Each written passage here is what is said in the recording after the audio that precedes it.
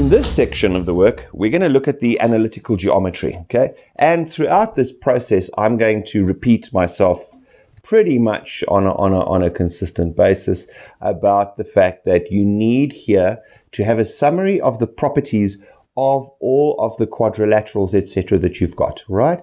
And next year, you're going to need it of circles as well. So please make that summary. When you need, and specifically the properties of, like, for example, rhombus, parallelograms, etc., and a kite, because in analytical geometry, they're going to ask you to prove that a shape is something, right? And when they draw it, it's not necessarily going to look like that something.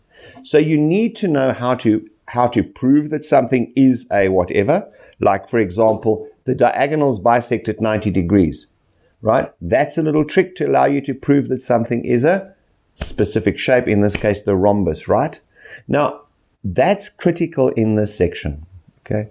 Because although, yes, the straight lines and all that, that's the part of it, the other part where a lot of the marks are likely to be placed are on taking a shape and proving things about that shape itself. Let us just have a look at a few bits and pieces of revision, shall we? Essentially, let's look at the straight line. Let's look at lines, shall we? Lines. All right. First of all, we've got formulas that give us length of a line. Can you remember that? It was the length of a line L, let's say AB, is going to be the square root of x2 minus x1, okay, squared, plus y2 minus y1, all squared. And where does that come from? Remember last year we proved it. It comes from Pythagoras.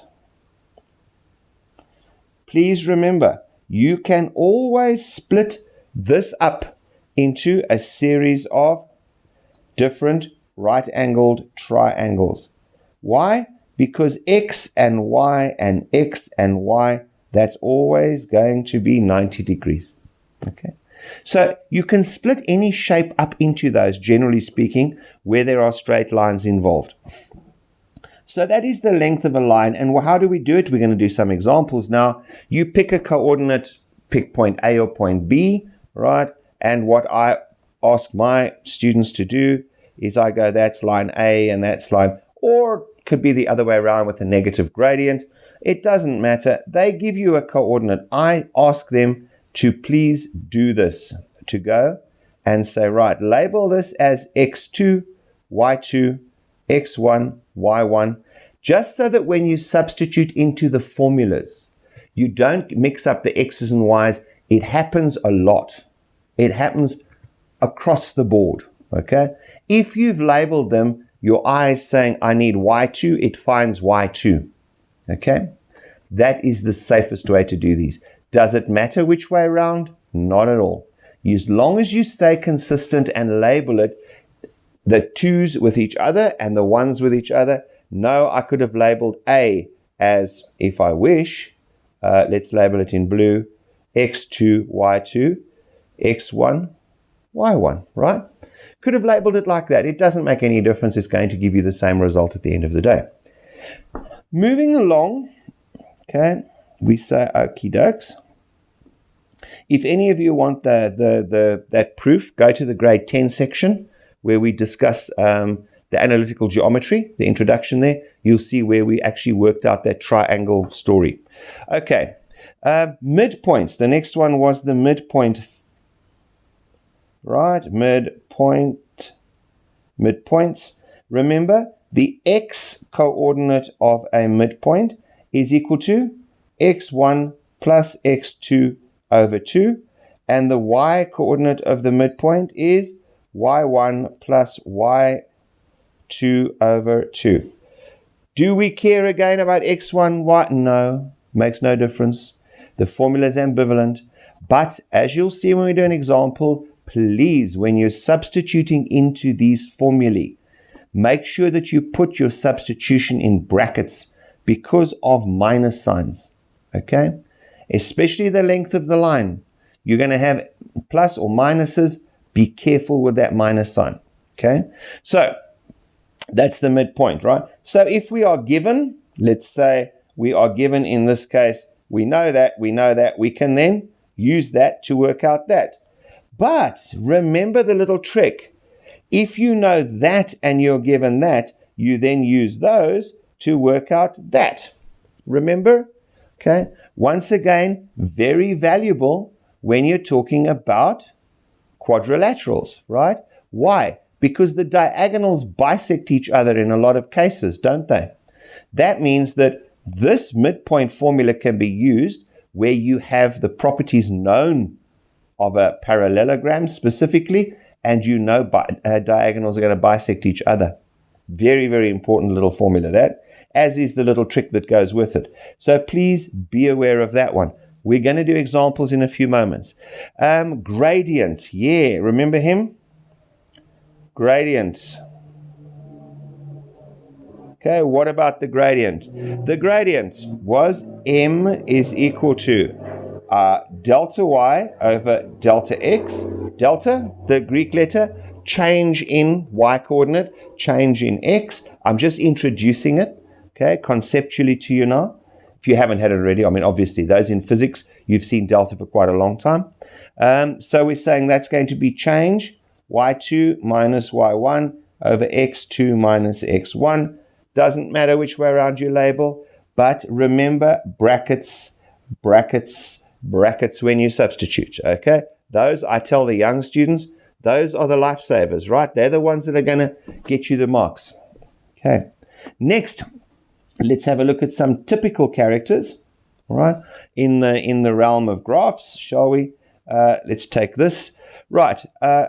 What's the slope of this line here? I'm going to do this in red. The slope of that one or the slope of this one, right? M is equal to what? Well, m is actually equal to 0. Why? Because it's a flat line. And its equation is going to be y is equal to something, or y is equal to whatever that is there, isn't it? Because that's y, right? No matter what x you put in here, if I read up here, read up, or read up, I'm going to get the same value for y. So the graph is y equals. And sure, the next one is going to be its friend or its companion, and it's going to be the guy up there. That is x equals to something, or you could have one going that side. This would be x equals minus something. That would actually be y equals minus something, right? Okay, so what do we do here?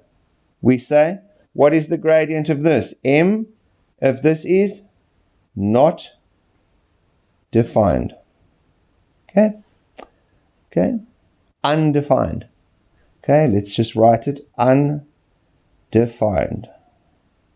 Because that's what we want. We know the gradient, just let's look at it for a second. Always go back to basics. Remember, that's the key. It doesn't have to get too advanced. Just go back to basics. Gradient m is equal to change in y over change in x.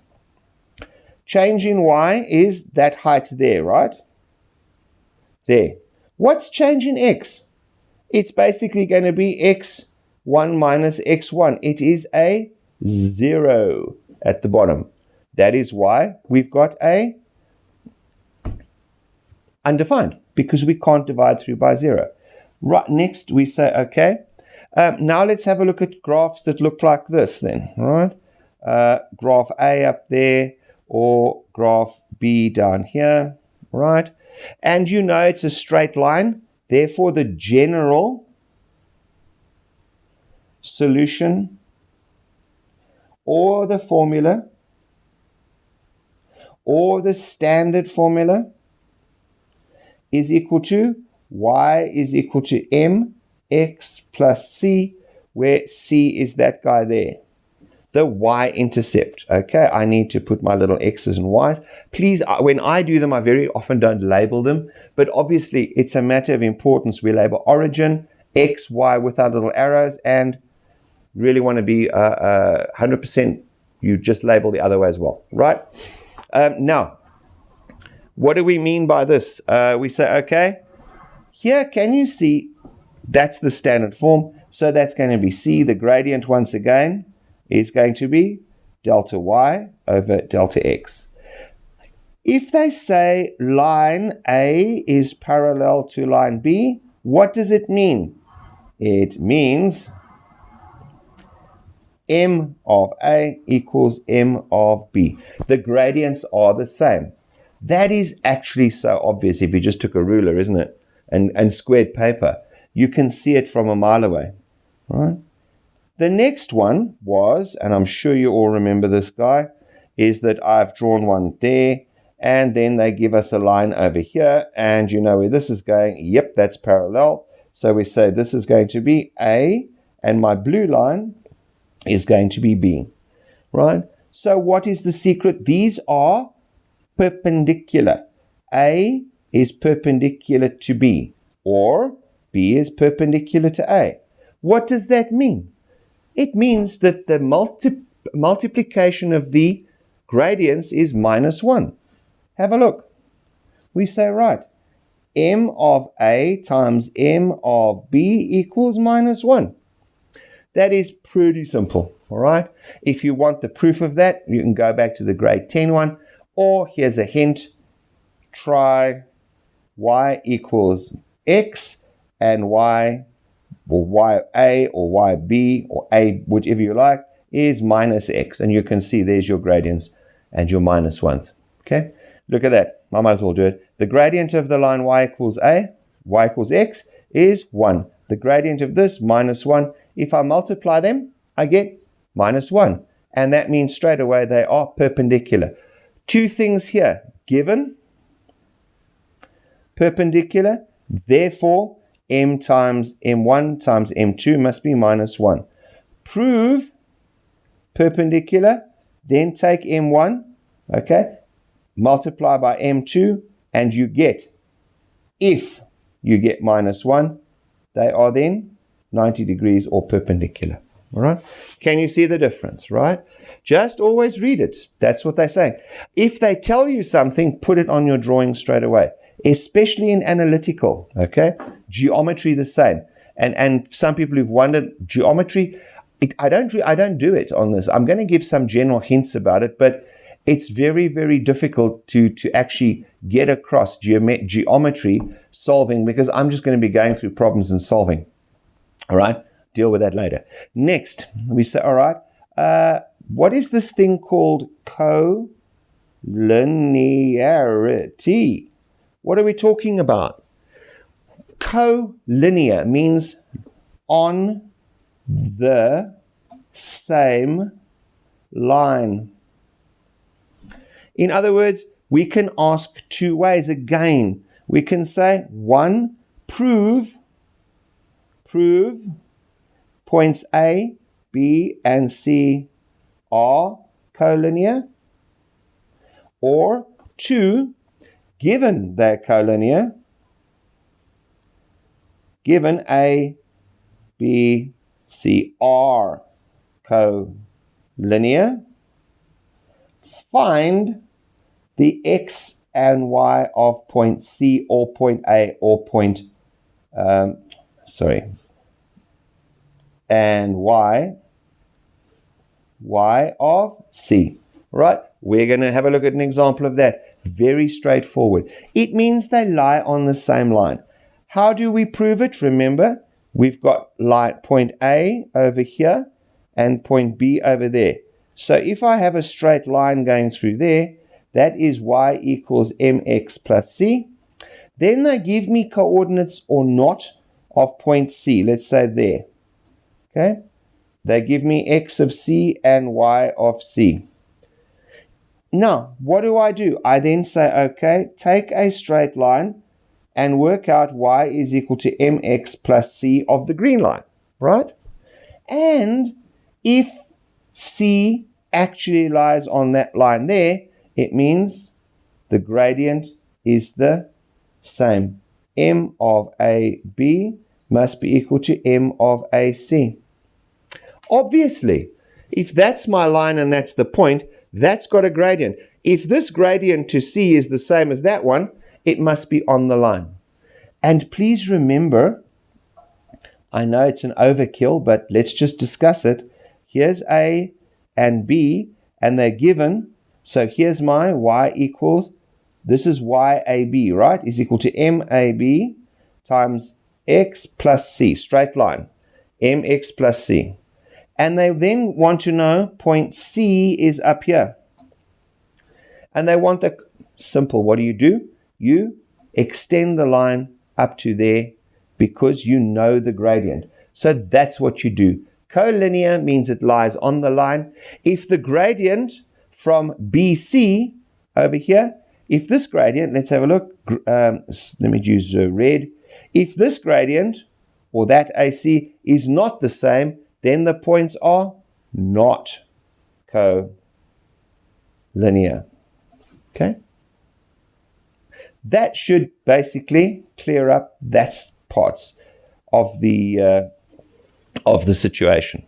Okay, now let's see what else we've got over here. All right, the last thing, okay, to deal with is going to be angle of inclination. The angle of inclination, theta, let's say. What are they talking about? They're talking about the angle there. Please note that the angle there and the angle there, if you've got parallel, that must be the same, okay, by virtue of the parallel line theorem. Okay, now, what is this about? Well, the angle theta, let's have a look at it. If I take the angle theta any place, it's going to be delta y, delta x. So tan of theta is opposite over adjacent. How do we find? Stand at the angle and find opposite. Look to the opposite side. That is delta y divided by delta x. But that's the gradient.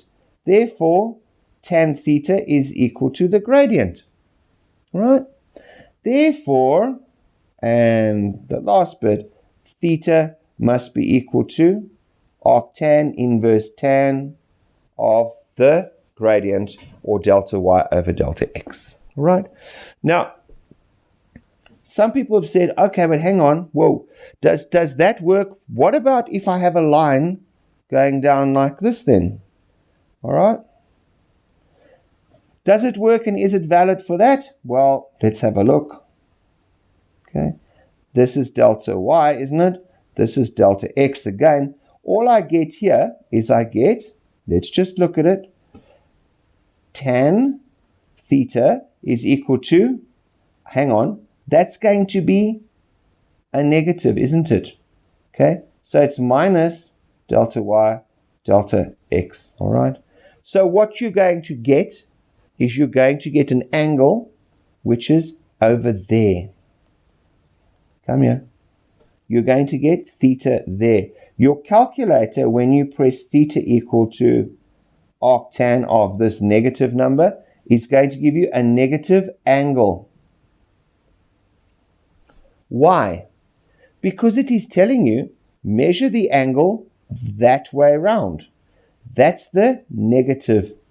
Remember, if you've got a protractor, you're measuring negative because that way is positive, isn't it? So we're measuring it negatively. And also remember, I know that this is going to be whatever, but that is theta there as well, right? Please don't forget that. That's, we've got that. Okay. Now, once again, in my notes, I say, please, please, please, please learn properties of quadrilateral. What I suggest is make a copy from your textbook, okay, or from some other source, and put it into your workbook where you are with these. Make sure you know them. Not only is it going to help you with analytical, hugely, but it's going to assist greatly with the solution of geometric problems as well. Please have a good look at that. Okay. Because you know what? If you don't, I'll be quite blunt. If you don't know them well, all right, this section of work, parts of it is impossible. Because if they tell you this and this and this, and you don't know that you've got that they're the equal length, they bisect, or they bisect at 90 degrees, or that angle must be equal to that angle, etc., etc. If you don't know that, then you're not going to know how to proceed on which piece to use, okay? There are ways around it just by using gradients and intersections of lines. The problem, however, is going to be that is a very, very, very long process. It's also fraught with danger because there's a lot of substitutions, a lot of fractions can come into it, and it is not the best way of doing it, just by virtue of time and probability of making errors. Okay. Let us then just have we've been through that as revision. What I'm actually going to do is I'm now going to do the questions, but I'm going to do, because I see I've got basically 4 or 5 minutes left, okay, I'm going to do a few basic little bits and pieces here. Then we're going to go and do a particular problem. All right, so let us look at a line, and let's give it some coordinates over here. I don't know, what do you say, -4, and up here, let's say 5, all right? Let's not make it easy. And down here, we've got 6 and -1. Okay, I do not know how this is going to be, A and B, all right? What are we going to do? They want to know, let's say, they want to know what is the equation of the line, okay? And put in some angles, A to B there, and this continues, right? So they want to know what's the equation of the line. Well, the first thing I put in, always put in the coordinates that you know, okay? So if you know, for example, this point here, I'm going to put in the coordinates of point, let's call it point C and point D, all right? That coordinate there's coordinates are, okay, X is 0 and Y is, don't know. This guy there, D, is X, we don't know, so X and 0. Can you see there's already a lot of information that's come through. The second step is to say, okie dokie, let us find M. M is delta Y over delta X equal to Y2 minus Y1 over X2 minus X1. So now let's have a look. Let me go now and do what I said. Put in over here, we first fill in the coordinates. A over there has got coordinates of -4 and 5. So let's put in the coordinates that we've got. I'm going to label this X1, Y1, X2, Y2. I just took it randomly. Let's now go. Now my formula says Y2, find Y2, -1, brackets, minus Y1, which is 5, divided by X1, right? X2, my writing gets me into trouble all the time. X2 is 6, minus, and -4, okay? So I've got those in. So what's my gradient going to be? Let's move over here. It's going to be -1 minus 5 over -6 minus 6 plus 6, sorry. It's going to be 6 minus is +4. So my gradient is going to be -1 is -6 divided by 10, which is -2 goes in there 3 times 5, -3/5. All right. So the gradient of that line is -3/5. How do I find the rest of it? Well, quite simple. I just go and say, therefore, y is equal to m. And could I have checked at any point? Yes, of course you can. Look, gradient negative. Yes, it's correct. You can check yourself. So when you work out a gradient, all right, on a straight line, just check, is it negative or positive? All right? That is why when they give you coordinates, just roughly place them where they are. It tells you a lot of information. Instead of doing it in your head, draw it. I have so many students who, for some obscure reason, refuse point blank to draw anything. Even in physics, they say, please guys, draw it. They don't want to. It is, do you know what it makes a difference? A picture is worth 1,000 words. That's the secret in this as well as in the physics. A drawing will show you. It allows you to forget all of the words because it's right in front of you in the picture. I know, I'm preaching. Hey, all right, let's continue. What do we do next? We say, okie dokes. The next step is going to be substitute in what you know. This is a recipe you have used 1,000 times, all right? So we're going to substitute. Does it matter? Nope. Substitute in point B, let's say. So we've got minus 1 equal to minus 3 over 5. X is a 6 plus C, and therefore work out C. It's horrible in this case, isn't it? All right. And we're going to get minus 1 is equal to minus 18 over 5 plus C. Therefore, C is going to be equal to 18 over 5 minus 1. I'm just going to look at this. 18 divided by 5 equals that. Minus 1 equals 13 over 5. Right. So my final formula is then going to be y is equal to minus 3/5 x plus 13 over 5. And let's SD that. It's about 2.6. So I'm going to very quickly go up onto my thingy. And what do? I fill in the coordinate. 2.6, right? And then I can more or less see D. I can find that if I wish. Now let us say they want a line parallel to it. Okay, line parallel. Therefore, line y2 is going to be minus 3/5 x plus c. It's got its own formula. But the gradient remains the same. And they will give you a point, x and y. And then what do? You substitute in. Correct? Let us say they want a line perpendicular to AB. What do? You say, perpendicular means M1 times M2 is equal to minus 1. So in this case, I say minus 3 over 5 multiplied by M2 equal to minus 1. What's my step? I multiply through by minus 5 over 3. And I get at the end of the day,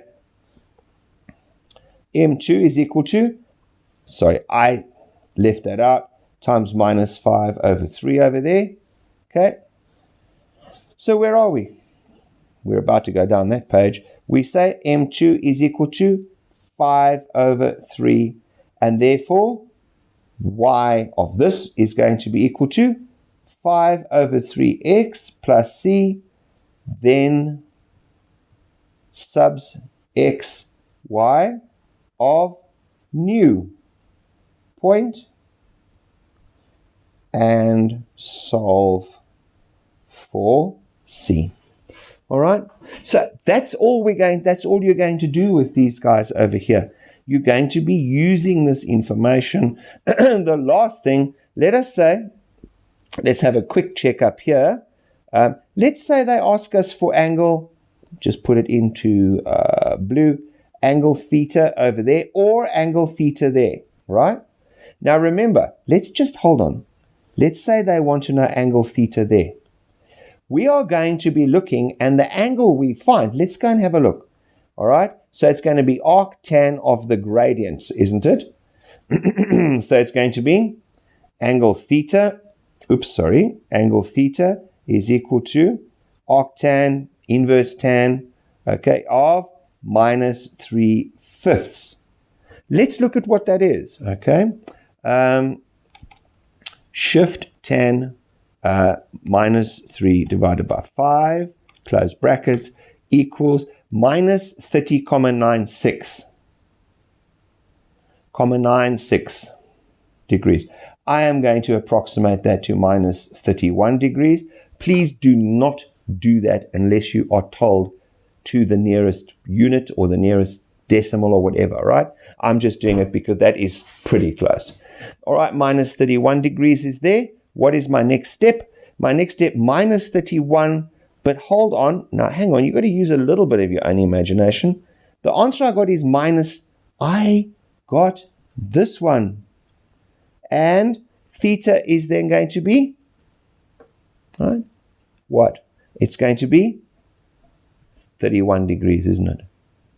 Actually, it's going to be that there. But can you see they can play around with that? I just want to show that if you get a minus angle, you measure from the x-axis down like that, okay? In the next one, we're going to do an example where we're going to go through straight lines intersecting, finding some lengths, etc., and some angles, basically solving a whole bunch of problems, okay? Right, thanks for watching. I'll see you in the next one. And we can get through analytical geometry, and then we can start the function side of it, where we'll be probably most of our attention is going to be focused. Cheers, have a great time. Bye.